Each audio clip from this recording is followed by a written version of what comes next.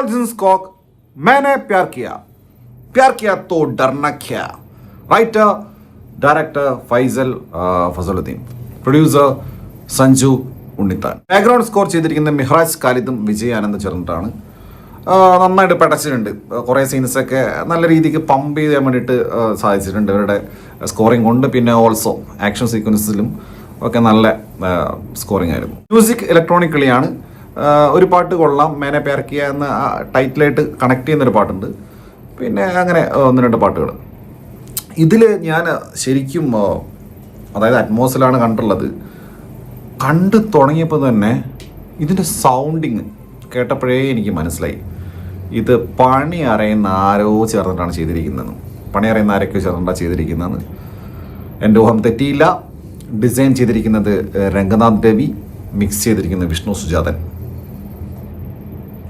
അപാര സൗണ്ടിങ്. അതായത് ശരിക്കും അറ്റ്മോസിൽ ഒരു സൗണ്ടിങ്ങിൻ്റെ ഒരു സുഖം ഉണ്ടല്ലോ, ശരിക്കും കിട്ടി. DOP Don Paul P, editor Kannan Mohan. ഇവർ രണ്ടുപേരും ചേർന്നിട്ടും നല്ല വർക്ക്സാണ്. ലൈക്ക് എസ്പെഷ്യലി ഇതിൻ്റെ ബിഗിനിങ്ങിൽ നൈറ്റ് ഷോട്ട്സ് ഉണ്ട്. ഒരു കരിമ്പിൻ തോട്ടം, പിന്നെ അങ്ങനെ ചേസിങ്, ഫൈറ്റ് പരിപാടിയൊക്കെ, ഏരിയൽ ഷോട്ട്സൊക്കെ കിട്ടുമായിരുന്നു. പിന്നെ കട്ട്സും പട്ടപ്പട്ടയെന്ന് പറഞ്ഞ കട്ട്സും, അതായത് ആ ഒരു ടെമ്പറമെൻറ്റ് കിട്ടുന്ന രീതിയിലാണ് കട്ട് ചെയ്തിരിക്കുന്നത്. ഇവരുടെ കോമ്പിനേഷൻ ഈ എസ്പെഷ്യലി ഫൈറ്റ് സീക്വൻസിൽ നന്നായിട്ട് വർക്കായിട്ടുണ്ട്. ആക്ഷൻ കൊറിയോഗ്രാഫി ചെയ്തിരിക്കുന്നത് കാലെ കിങ്സ്. ഓപ്പണിംഗ് സീൻ തന്നെ പക്കാ തമിഴ് പടം. ഒരു മലയാളം പടം കാണുന്നതിൻ്റെ യാതൊരുവിധ സൂചനയില്ല. ടിപ്പിക്കൽ തമിഴ് ഒരു ആക്ഷൻ അങ്ങനത്തെ പടം ഉണ്ടല്ലോ, അത് കാണുന്ന പോലത്തെ പരിപാടി. ഞാൻ നേരത്തെ പറഞ്ഞേ കട്ട്സും ഷോർട്സും ഒക്കെ അങ്ങനത്തെ പരിപാടിയായിരുന്നു. അവിടെ ജഗദീഷ് ജനാർദ്ദനൻ മറ്റേ ഇതിനകത്ത് ഇങ്ങനെ സൂര്യൻ അനുകരിച്ചിട്ട് ഗജനിയിൽ കാണിക്കുന്ന പുള്ളിയില്ലേ, താടിയില്ല പുള്ളിയും പിന്നെ കുറച്ച് പയ്യന്മാരൊക്കെ ആയിട്ടുള്ള പരിപാടിയാണ്. അത് കഴിഞ്ഞ് പിന്നെ ടിപ്പിക്കൽ സെറ്റിംഗ് ആണ് ഗ്രാമപ്രദേശം.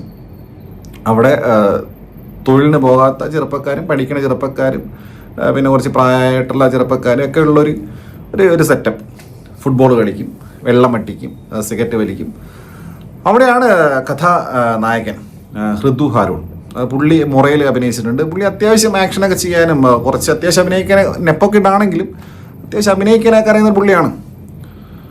അങ്ങനെ പിന്നെ അവിടെയുള്ളതാണ് പിന്നെ നമ്മുടെ അർജുൻ പുള്ളിയുണ്ട്. പിന്നെ ശ്രീകാന്ത് വെട്ടിയാറുണ്ട്, വെട്ടിയാർജി, അങ്ങനെ കുറേ പേര്. പിന്നെ ബിപിൻ പെരുമ്പള്ളി, പിന്നെ അർജുൻ്റെ അച്ഛനായിട്ട് ജിയോ ബേബി, അങ്ങനെ ഒരു കൂട്ടാളുകൾ, തൃക്കണ്ണൻ, അങ്ങനെ കുറേ പേര്.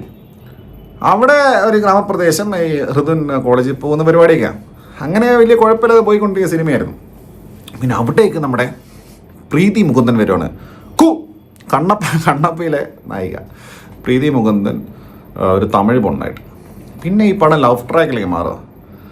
ലവ് ഓൾവേസ് പ്രണയം എന്ന് പറയുന്ന ക്ലീഷയാണ്, ക്രിഞ്ചാണ്.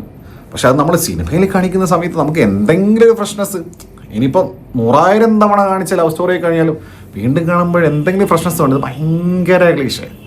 ആ തമിഴ് പെണ്ണ് മലയാളം ചെക്കൻ്റെ തമിഴ് പടം കാണുന്നു, ബൈഹാർട്ട് പഠിക്കുന്ന ഡയലോഗ്, എന്നിട്ട് പോയിട്ട് എന്താണ് പ്രപ്പോസ് ചെയ്യുന്നു. ഇങ്ങനെ ഒരു സുഖമില്ല.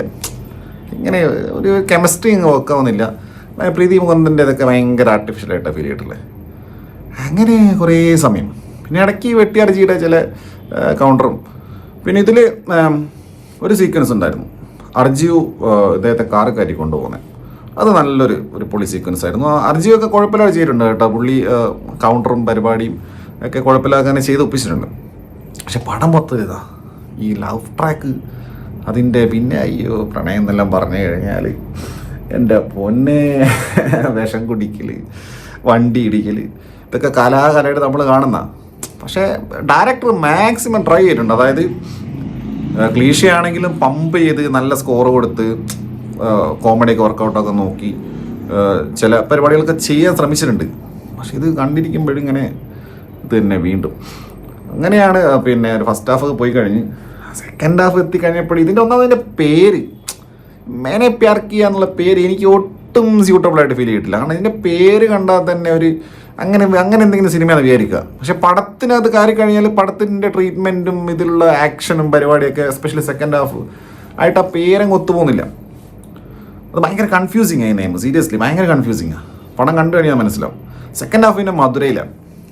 അവിടെ പിന്നെ മിതൂട്ടി ഉണ്ട് ഇതിനകത്ത്, നമ്മളെ ആവേശത്തിലെ കുട്ടി, പുള്ളിയെ പറയാൻ മുട്ടി മിതൂട്ടിയൊക്കെ ഉണ്ട്. സെക്കൻഡ് ഹാഫിൽ പിന്നെ ഭയങ്കര പരിപാടികളൊക്കെയാണ്. ഒരു ലോജിക്കൊന്നുമില്ല, വെറുതെ അങ്ങോട്ടും ഇങ്ങോട്ടും ഓടുക, വിട്ട് കുത്ത് വെടിവെപ്പ് അങ്ങനെയൊക്കെ. ഇദ്ദേഹത്തിൻ്റെ ഹൃദുഹരൂണിൻ്റെ പിന്നെ ഫാദർ പ്രൊഡ്യൂസറാണല്ലോ, അപ്പോൾ അതുകൊണ്ട് ഈ തമിഴ്നാട്ടിൽ നിന്ന് ഒരു ലോഡ് ആൾക്കാരുണ്ട്. പിന്നെ മറ്റേ ബോക്സർ ദീന, മൈം ഗോപി എന്ന് പറഞ്ഞിട്ട്, പിന്നെ റിഡിൻ കിങ്സ്ലിയൊക്കെ ഉണ്ട്. റിഡിൻ കിങ്സ്ലിനെ മറ്റേ കങ്കു കൊണ്ട് ഞെരിച്ചു കൊല്ലണം എന്ന് പറഞ്ഞില്ലേ, ആ പുള്ളി എനിക്ക് എപ്പോഴും ഓർമ്മ വരും. റിഡിൻ കിങ്സ്ലി പുള്ളിയുടെ തമിഴ്നാട്ടിൽ നിന്ന് വണ്ടിയും വിളിച്ച് വന്ന് ഇവിടെ വെറുപ്പിച്ചിട്ടുണ്ട് റിഡിൻ കിങ്സ്ലി. അങ്ങനെ കുറേ പരിപാടി. പിന്നെ അസ്കർ അലി ഉണ്ട്, ആസിഫ് അലിയുടെ അനിയൻ. പുള്ളിയുടെ നല്ലൊരു ക്യാരക്ടറായിരുന്നു. അതിനിടയ്ക്ക് വെട്ടിയാരുടെ കൗണ്ടറൊക്കെ ഉണ്ട്, സനയും പോയി സുനയും പോയി എന്നൊക്കെ പറഞ്ഞിട്ട്.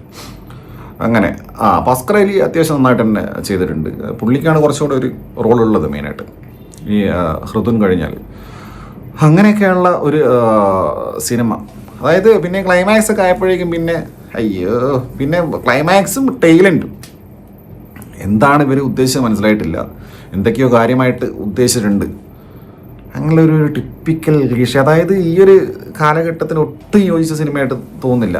അത് കുറേ വർഷങ്ങൾ മുമ്പ് തമിഴിൽ തന്നെ വന്നിട്ടുള്ള പല സിനിമകളുണ്ടല്ലോ, ഒളിച്ചോട്ടോ അതിനുശേഷം ഉണ്ടാകുന്ന വയലൻസും വെട്ടും കുത്തും പരിപാടിയൊക്കെ ആയിട്ടുള്ള ഒരു സാധനം. ടു ബി ഫ്രാങ്ക് നന്നായിട്ട് മേക്ക് ചെയ്തിട്ടുണ്ട്. ടെക്നിക്കലി നോട്ട് ബാഡ്, അത്യാവശ്യം നല്ല വർക്കാണ്. പക്ഷേ ഈ ഒരു ക്ലീഷേ തീം വീണ്ടും വീണ്ടും ക്ലീഷയായിട്ട് വരുന്നതിൻ്റെ ഒരു മടുപ്പ്, കുച്ചിനഹി ഇതിൽ കാര്യമായിട്ട് ഒന്നും തന്നെ ഇല്ല. പിന്നെ മലയാളത്തിലെ ഒരു പ്രമുഖ നടൻ്റെ ക്യാമിയോ ഉണ്ട്, എന്തിനോ വേണ്ടി തെളിച്ച സാമ്പാർ. പുള്ളിയൊന്നും ഇങ്ങനെയല്ല യൂസ് ചെയ്യുന്നുണ്ട്. പുള്ളിക്ക് ഗംഭീരമായിട്ട് യൂസ് ചെയ്യാൻ പറ്റുന്ന നടനാണ്, അതുപോലത്തെ നടനാണ്. ഐ മീൻ നടനെന്നുള്ളതല്ല, ആക്ഷൻ്റെ കാര്യത്തിൽ. അപ്പോൾ അതും അങ്ങ് സെറ്റായില്ല. പിന്നെ ആകെ എനിക്ക് ഇതിൽ ഏറ്റവും ഇഷ്ടപ്പെട്ടത് അവസാനം, എല്ലാ സിനിമയിലും ഇപ്പോൾ ഉള്ള പരിപാടിയാണല്ലോ പാർട്ട് 2, അതൊരു ക്ലീഷേ ബ്രേക്കിംഗ് ആണ്. ഇതിന് പിന്നെ സീക്വലും ഇല്ല, പ്രീക്വലും ഇല്ല, ഒരു തേങ്ങയില്ല പറഞ്ഞിട്ട് ലാസ്റ്റ് അവസാനിപ്പിക്കുന്നത്. പ്രശസ്ത വ്ളോഗറും യുവ നടനുമായിട്ടുള്ള ആദിത്യൻ ചെറ്റൂർ ഇതിനകത്ത് പാനിപൂരി വിൽക്കുന്ന ആളായിട്ട് അഭിനയിച്ചിട്ടുണ്ട്. നണ്ടാം